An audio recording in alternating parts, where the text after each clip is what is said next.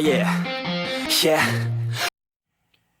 Hey guys, back with another quick update video here. I've been pretty busy lately, so I haven't been uploading anything. I haven't died or anything like that. So I just got this in the mail today. I won this off eBay from Canada, and it looked pretty nice from the listing. And when I got it, man, this thing is mint. Seriously, it looks like it's maybe been driven like one time on carpet or something. It's crazy.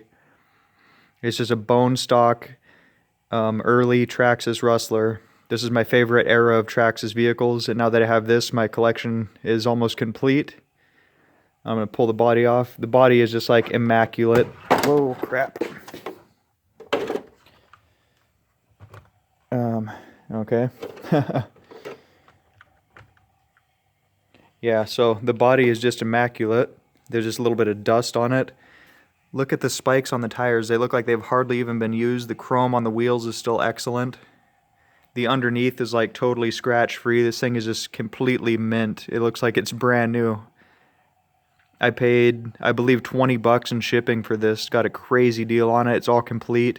Got the original XL1 speed controller, the original 20-turn Stinger Traxxas motor, and I'm just waiting for the soldering iron to heat up over there so I can slap an XT60 connector on there and see if this thing works. I'm probably just going to keep the AM radio system in there because I have that radio and several of those receivers, and I might end up upgrading this to a 17-turn motor, which is the maximum this XL1 can take. So anyway, just a quick update video, guys. I'm really excited about this. Thanks for watching.